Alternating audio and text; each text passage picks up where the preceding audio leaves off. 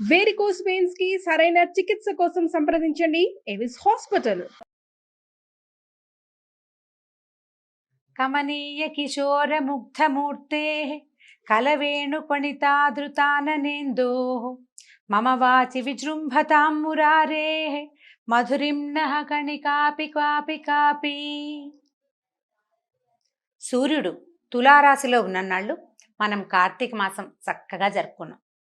సూర్యుడు తులారాశి నుంచి ధనురాశిలోకి ప్రవేశిస్తాడు.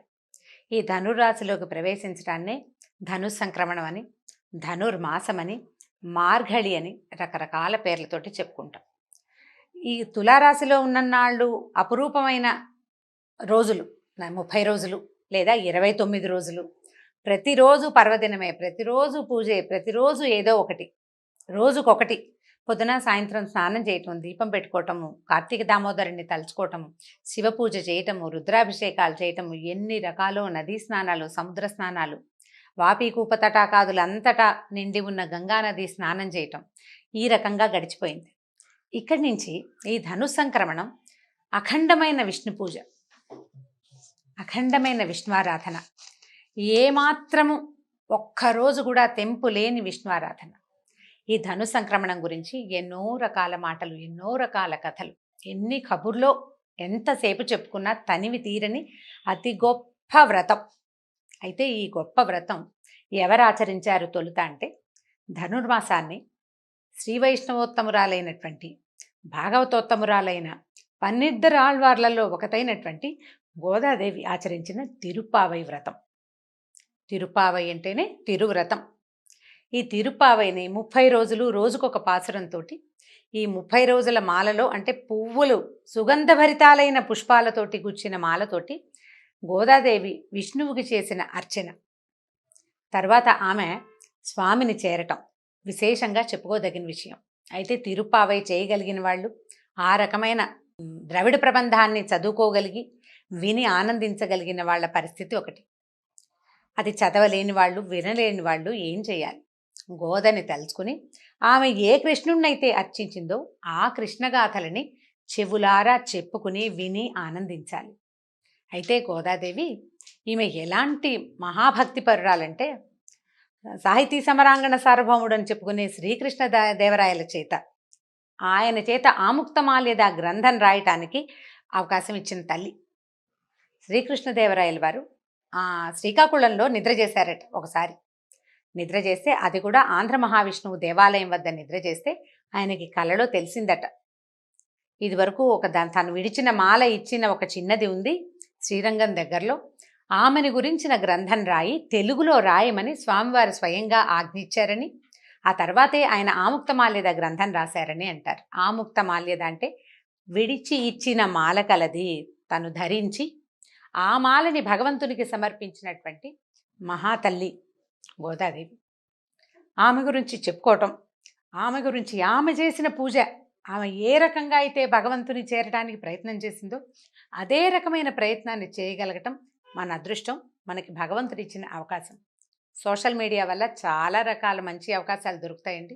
చిన్న చిన్న ఇబ్బందులున్నా ఈ సదవకాశాన్ని తప్పకుండా అందరూ వినియోగించుకోవాలి. అయితే శ్రీ తిరుమల తిరుపతి దేవస్థానం కలియుగ వైకుంఠంగా చెప్పబడుతుంది. అక్కడ కూడా ఈ నెల రోజుల పాటు ఈ తిరుప్పావైనే మన సుప్రభాతానికి మారుగా తిరుప్పావయ్యే చదువుతారు. ఈ నెల రోజులు తెల్లవారుజామునే స్వామికి సుప్రభాత సేవ చేస్తారు కదా, లేక ఈ సుప్రభాతం బదులు తిరుప్పావైనే చదువుతారట. అక్కడి నుంచి అమ్మవారు ధరించిన మాలని శ్రీరంగం నుంచి తెచ్చి ఈ స్వామివారికి ధరింపజేస్తారట. ఈ రోజుల్లో ధనుర్మాసంలో అయ్యవారు ఊరేగేటప్పుడు తులసిమాల ధరించి చిలుకని చేతబట్టి ఊరేగుతారట మలయప్ప స్వామివారు కూడా. అంత విశేషమైన భక్తాగ్రగణ్యురాలు. ఆమెను గురించి తలుచుకుంటూ భాగవతాన్ని మొదలు పెడదాం. అయితే ఈ భాగవతం ఏంటంటే పూర్తిగా కృష్ణగాథలే చెప్పుకోవాలి మనం. భాగవతం అంటే భగవత్ సంబంధమైంది కదా. అందులో దశమ స్కంధం కృష్ణ జననం. శ్రీకృష్ణుడు ఎక్కడ పుట్టాడు, ఎలా పెరిగాడు, ఏ బాల్య క్రీడలతోటి తన చుట్టూతా ఉన్న ప్రపంచాన్ని మోహింపజేశాడు, ఆ కథల్ని రోజుకొకటిగా చెప్పుకుందాం. ఇలాంటి దివ్య క్షణాలలో, ఇలాంటి ప్రత్యేకమైన రోజులలో భాగవతం వినగలగటం అద్భుతమైన అవకాశం. అందరూ ఈ అవకాశాన్ని తీసుకుని ఈ భాగవత రసామృతాన్ని చెవులారా ఆస్వాదిస్తారని అనుకుంటున్నాను.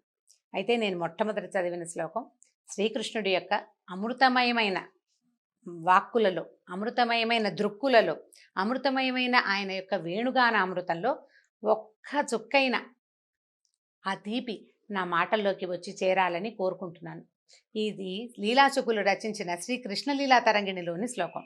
వీలు వెంబడి రోజు ఒక ప్రార్థనా శ్లోకం కృష్ణలీలా తరంగిణి నుంచే తీసుకుందాం. సరే చూద్దాం.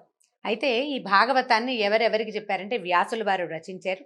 వారి కుమారుడైనటువంటి శుకుడు పరీక్షిత్ మహారాజుకి ఆయన యొక్క మరణాసన్న క్షణాలలో ఆయనకి శాపం తగిలింది. ఆ శాపం మళ్లించటానికి ఏ అవకాశం ఉందా ప్రయత్నం చేసి చూద్దాం అనుకున్నారు. ఆయన ఒక చోటని రక్షణగా ఆయనను ఉంచి భాగవతం వినడం ఆ ప్రక్రియని మొదలుపెట్టారు. ఈ భాగవతాన్ని శుకులే ఈయనకి తెలియజేశారు పరీక్షిత్తుకి. ఆ సమయంలో పరీక్షిత్ మహారాజు యదువంశం గురించి, శ్రీకృష్ణ జన్మ గురించి ఆయన ప్రశ్నిస్తే ఆయన ప్రశ్నకి అనుగుణంగా శుకుల వారు ఈ సమాధానాన్ని చెప్తూ ఇట్లా కథ మొదలవుతుంది. శ్రీమద్ భాగవతమే డైరెక్ట్గా అందులో నుంచి చదువుకుందామండి. వేరే కొత్తదేది తీసుకురాకుండా వ్యాసుల వారిని అనుసరించే భాగవత కథలోకి వెళ్దాం మనం. అయితే ఈ శుకుడు యదువంశాల గురించి చెప్పారు. ఆహుకుడు అనే యాదవరాజుకి దేవకుడు, ఉగ్రసేనుడు అని 2 కుమారులు ఉన్నారట. అయితే దేవకుడికి 4 కుమారులు, 7 కుమార్తెలు ఉన్నారు. వాళ్లలో చిట్ట చివరిది దేవకీదేవి. అయితే ఉగ్రసేనుడికి కంసుడు, న్యగ్రోధుడు, కంకుడు మొదలైన 9 మంది కొడుకులను, 5 కుమార్తెలు ఉన్నారు. అదే కాలంలో శూరుడు అనే రాజుగారికి మారిష అనే భార్య ఉండేది. ఆ వాళ్ళకి వసుదేవుడు మొదలైన 10 మంది కుమారులు కలిగారు.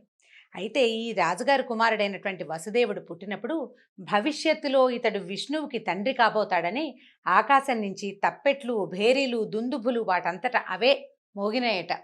ఆనక దుందుభి అని పేరు పెట్టేవారట. అందరూ ఆయన అట్లా పిలిచేవారు. ఆ పిల్లవాడు జన్మించంగానే ఈయన విష్ణువుకి తండ్రి కాబోతున్నాడు అని ముందుగానే తెలిసిందట. ఈయన మహానుభావుడు, ఇలాంటి ధన్యాత్ముడని ముందు ఆయన పుట్టినప్పుడే తెలిసింది. ఈ ఆనక దుందుభిగా పేరు పొందినటువంటి వసుదేవుడికి మన దేవకీదేవినిచ్చి వివాహం చేశారు. వసుదేవుడు కాకుండా ఆయనకి ఇంకా 10 మంది, మొత్తం 9 మంది మగపిల్లలు ఉన్నారు. వాళ్ళకి 5 అమ్మాయిలు కూడా ఉన్నారు. వీళ్ళు ఎవరట? పృథ, శృతదేవ, శృతకీర్తి, శృతశ్రవ, రాజాధిదేవి అనేవాళ్ళు. అయితే వీళ్లలో పృథ అనే అమ్మాయిని ఈయన సూర్యుడి యొక్క స్నేహితుడైన కుంతిభోజుడికి పెంపకానికి ఇచ్చారు. కుంతిభోజుడి చేత పెంచబడింది కాబట్టి ఆమె కుంతి అయిందట. ఆమె పాండవుల తల్లి, శ్రీకృష్ణుడికి స్వయాన మేనత్త. అక్కడి నుంచి సూర్యుని యొక్క మరో కుమార్తె శృతదేవ, ఆమెని కరుష దేశాధిపతికి ఇచ్చారు. వీళ్లకు ఒక కుమారుడు కలిగాడు. అతను ఎవరంటే ఈ సనక సనందనాదుల శాపానికి గురైనటువంటి విష్ణు పార్షదులైన జయ విజయుల్లో ఒకడైన విజయుడు ముందు జన్మలో హిరణ్యాక్షుడిగా పుట్టి ఈ జన్మలో దంతవక్త్రుడుగా జన్మించాడట. తర్వాత సూర్యుని మరో కుమార్తె శృతశ్రవని చేది అయిన రాజుగారికి ఇచ్చారు, చేది దేశాధిపతికి ఇచ్చారు. వాళ్ల కుమారుడే చైద్యుడని, శిశుపాలుడని చెప్పబడతాడు. ఇతను శాపావసానంలోకి చివరి 3వ జన్మగా ఎత్తినటువంటి సనక సనందనాదుల శాపంలో చివరి శాపాన్ని పొందినటువంటి ఆ విష్ణు పార్షదుడు. జయ విజయులిద్దరూ, ఒకడు దంతవక్త్రుడుగాను, ఇంకొకడు శిశుపాలుడుగాను శ్రీకృష్ణుడు జన్మించిన కాలంలోనే స్వయాన అతనికి మేనత్తలకి కుమారులుగా జన్మించారు వాళ్ళిద్దరు. ఇప్పుడు వసుదేవుడు ఏం చేశారట? 7 కుమార్తెలు, దేవకుని 7 కుమార్తెల్ని పెళ్లి చేసుకున్నాడు. వీళ్ళు కాకుండా కూడా ఇంకా ఆయనకి భార్యలు ఉన్నారు. ఆ రోజుల్లో ఎక్కువ మంది భార్యలు ఉండటం చాలా సహజమైన సంగతి కదా. పౌరవి, రోహిణి, భద్ర, మదిర, రోచన ఇలా అనే భార్యలు కూడా ఉన్నారట. వీళ్ళకి సరే ఈ దేవిని వివాహం చేసుకున్నారు. ఈ వివాహం చేసుకున్న కాలంలో ఏమైందట? అమ్మాయికి పెళ్ళయింది. ఈ రాజుగారు వాళ్ళకి ఇతోధికంగా అమ్మాయికి బోల్డంత సంపదలు అవి ఇచ్చి పంపించారు. ఈ బాబాయ్ కూతురు అంటే పెత్తండ్రి కుమార్తె అయినటువంటి దేవకీదేవి ఆ ఆఖరి పిల్ల కావటం వల్ల కంసుడికి ఆమె అంటే చాలా ప్రీతట. చిన్నప్పటి నుంచి చాలా ఇష్టం అనమాట. ఈ చాలా ఇష్టమైతే ఏమైంది, ఆయన ఏం చేశాడు? స్వయంగా ఆ అమ్మాయి వివాహం అయినప్పుడు నేను ఈ పిల్లని నేనే అత్తారింటికి సాగనంపుతానని తీసుకుని బయలుదేరాడట. అయితే ఈ బయలుదేరిన దానికి ముందు ఏం చెప్తున్నారంటే, ఈ కృష్ణావతారం ఎందుకు వచ్చింది, ఎందుకు కృష్ణుడు భూమి మీద జన్మించాడు అని పరీక్షిత్ మహారాజు అడిగితే సుఖ మహర్షి ఇలా చెప్తున్నారు. అనేక మంది రాక్షసులు భూలోకంలో రాజులుగా పుట్టారు, పాపాత్ములై ప్రవర్తించారు. వాళ్ళ దుశ్చర్యలని ఎవ్వరూ అడ్డుకోలేకపోయేవాళ్ళు. అయితే భూమి ఈ భారం నేను మొయ్యలేకపోతున్నానని బ్రహ్మదేవుడి దగ్గరికి వెళ్ళి మొరపెట్టుకుందట. భూదేవికి, తల్లికి పిల్లల భారమా? భూమికి ఎవరూ భారం కాదు, కానీ వాళ్ళు పాపాత్ములయ్యి ప్రజలను పాలించి పోషించవలసిన వాళ్ళు పీడిస్తే వాళ్ళుగా తయారయ్యి భూమికి బలాన్ని ఇచ్చే యజ్ఞయాగాదుల్ని వాటిని ఆపేస్తూ ఉంటే, దాన ధర్మాదుల్ని ఆపేస్తే అదంతా ఆమెకి భారం అయిపోతుంది. ఈ పాపాత్ముల భారం నేను మొయ్యలేకపోతున్నాను, నాకు ఏదైనా సహాయం చేయమని బ్రహ్మదేవుడి దగ్గరికి వెళ్ళి మొరపెట్టుకుందట. సరే, ఆమెను వెంట పెట్టుకుని దేవతలను కూడా వెంట పెట్టుకుని క్షీరసాగరంలోకి వెళ్ళాడట బ్రహ్మదేవుడు. విష్ణువుని ప్రార్థించాడు, ఏదైనా ఒక మాట చెప్పు, భూమి చాలా దుఃఖపడుతోంది అని అడిగితే అప్పుడు ఆయన ఏం చెప్పాడంటే, బాగా ఆలోచించి, ఈ రాబోయే కాలంలో వసుదేవుడు అనే యాదవ రాజకుమారుడికి రాజకుమారుని యొక్క కొడుకుగా జన్మిస్తాను నేను. నాతో పాటు నాకు సహాయంగా ఆదిశేషువు కూడా అవతరించబోతాడు. పూజ్యురాలైన విష్ణుమాయ కూడా భూలోకంలో ఆవిర్భవిస్తుంది. తర్వాత ఏమో స్వామిని సేవించడానికి, అంటే నన్ను సేవించేందుకు దేవతా స్త్రీలంతా యాదవ కన్యలుగా జన్మించాలని విష్ణువు ఆజ్ఞ ఇచ్చాడు బ్రహ్మదేవుడు. బ్రహ్మ ఈ విషయాన్ని భూదేవికి తర్వాత దేవతలందరికీ తెలియజేశాడు. భూమికి చెప్పాడు, నువ్వు బెంగపెట్టుకోవద్దమ్మా, నీ కష్టం తీర్చడానికి విష్ణుమూర్తి స్వయంగా మానవ రాజకుమారుడిగా పుట్టబోతున్నాడు. ఆయనకు సహాయంగా నీ భూభారాన్ని వహించే 1000 పడగల ఆదిశేషువు కూడా అక్కడ పుడతాడు ఆయనతో పాటు. తర్వాత ప్రపంచం అంతటా ఆవరించి ఉండే విష్ణుమాయ అని చెప్పబడే యోగమాయాదేవి కూడా ఆయనతో పాటు జన్మిస్తుంది అని భూదేవికి ధైర్యం చెప్పాడు. దేవతలకి ఏం చెప్పాడంటే, దేవతా స్త్రీలందరూ స్వామిని సేవించేందుకు భూలోకంలో జన్మించవలసి వస్తుంది గోపికలుగా అని చెప్పాడు. ఆ తర్వాత ఇప్పుడు మనం ప్రస్తుత కథలోకి వద్దాం. ఇక్కడి నుంచి ఏం జరిగింది? దేవకీదేవి వివాహం అయింది. వివాహం అవ్వగానే ఈయన అమ్మాయిని అత్తవారింట్లో దింపడానికి ఆమెకి ఇచ్చినటువంటి కొన్ని వేల మంది సేవకులతోటి, వెండి బంగారాలతోటి, గోవులు, అశ్వాలు, ఏనుగులతోటి, అపరిమితమైన వాత్సల్యంతో ఈ కంసుడు బయలుదేరాడట. బయలుదేరి మంగళవాద్యాలు మిన్నంటుతూ పెద్ద ఘోషగా వినపడుతున్నాయి. ఆడపిల్లని పంపిస్తుంటే వినిపిస్తాయి కదా. ఆ వస్తూ ఉండగా ఏమైంది, ఆకాశంలోంచి ఒక శబ్దం వినపడిందట. ఓరి కంస, నీ సోదరిని అత్తవారింట్లో దింపడానికి అట్టహాసంగా బయలుదేరావు. నీకు తెలుసో తెలీదో, ఈమె గర్భాన జన్మించే 8వ వాడు నిన్ను సంహరిస్తాడు. ఆ విషయం తెలియక నువ్వు అవివేకిగా ఇలా సంచరిస్తున్నావు అని వినపడింది.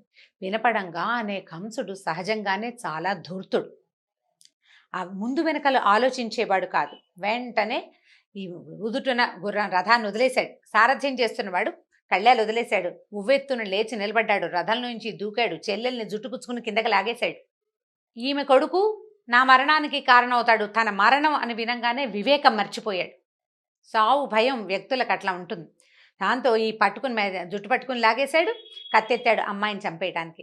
వసుదేవుడు అప్పుడే వివాహం అయింది. ఆయనకి కొంతమంది భార్యలు ఉన్నారు, కానీ ఆయన మహాబుద్ధిశాలి, మెత్తటివాడు. బలంతో కంసుడిని తను ఆపలేనని ఆయనకి తెలుసు. అందుకని ఏం చేశాడు, మనసు మార్చడానికి ప్రయత్నం చేశాడు. కంస, భోజవంశీల్లో చాలా గొప్పవాడివి, బలవంతుడివి, శ్రేష్ఠుడివి. నువ్వు కూడా మృత్యు అంటే భయపడతావా? పైగా ఏదో గాలి మాట, ఆకాశంలో వినపడిన మాటకి భయపడి చెల్లెలు, పైగా అమాయకురాలు, నీకు ఎంతో ప్రేమ, నీకు చెల్లెలంటే కూతురు లాంటిది, కొత్త పెళ్లి కూతురు, పసుపు బట్టలతోటి ఉంది, నువ్వు ఇట్లా జుట్టుపుచ్చుకుని లాగితే పిల్ల బెదిరిపోయి భయపడుతోంది. ఇలాంటి ఆమెను వధించచ్చా నువ్వు? పైగా మృత్యువు ఎవరికి తప్పుతుంది? ఏ మానవుడికైనా మృత్యువు తప్పుతుందా? నీలాంటి మహావీరులు మృత్యువుకి భయపడతారా? ఒక మాట విని ఇంత పని చేస్తావా అని చెప్పి ఆపబోయాడు. కాతే మరణ భయంతో తనకి మరణం వస్తుందన్న మాట వినేసరికి ఉద్వేగానికి లోనైపోయిన కంసుడు వినలేదు. ఎందుకంటే ఆపాటికే కంసుడు నరమాంస భక్షకులతో చేరిపోయి ఉన్నాడు. అతని స్నేహితులందరూ మాంసభక్షకులు. సత్ప్రవర్తన కలిగిన వాడు కాదు, క్రూరుడు.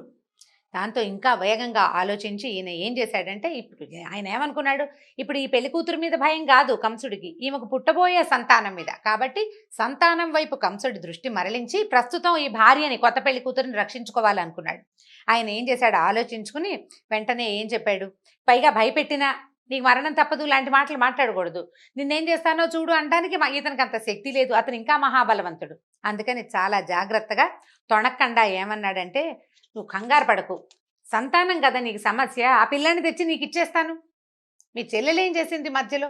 పైగా ఇప్పుడు నువ్వు తొందరపడి చెప్తే చంపేసావనుకో, స్త్రీ హత్య, సోదరి హత్య, కొత్త పెళ్లి కూతురు, నలుగురిలో ఇప్పుడే బయలుదేరావు, ఇంతలోనే నువ్వు ఇలా హత్యలకి దిగితే నీ గ్లామర్ పోతుందని చెప్పి బెదిరించాడు. అంతే అనమాట. అది మంచి మాట.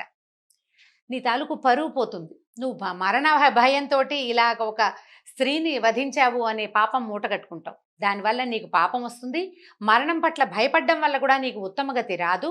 సంతానం వల్ల నీకు సమస్య, కాబట్టి పుట్టిన సంతానాన్ని పుట్టినట్టు నీకు తెచ్చిస్తాను అని చెప్పి ఒప్పించాడు.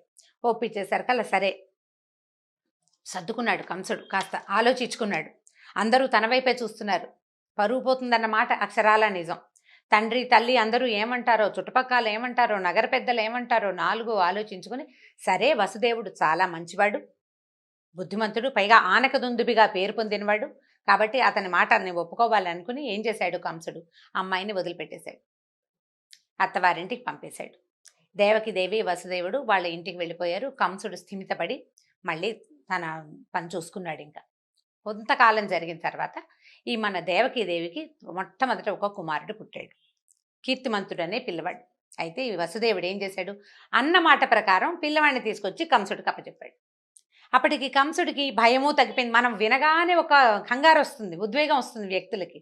కొంతకాలం గడిచేసరికల్లా ఏమవుతుందిలే, ఏదో ఆకాశంలో వినపడింది, ఏమవుతుంది అని కొంచెం కాస్త నిదానించాడు. పైగా అష్టమ గర్భం తన మరణానికి కారణమవుతుందని తెలుసుకున్నాడు. దీంతో ఏం అవ్వదు అని అనుకుని ఏం చేశాడంటే, మొదటి పిల్లాడి చోట ఏముంది, 8వ పిల్లాడు కదా బావా, అప్పుడు తీసుకుందాంలే, అప్పుడు చూద్దాంలే, నువ్వు పిల్లవాడిని తీసుకెళ్ళిపోమని పిల్లాడిని వసుదేవుడికి ఇచ్చి పంపించేశాడు. ఈ వెనక్కి వెళ్ళాడు కానీ వసుదేవుడు ఈయన్ని కంసుడిని నమ్మలేదు.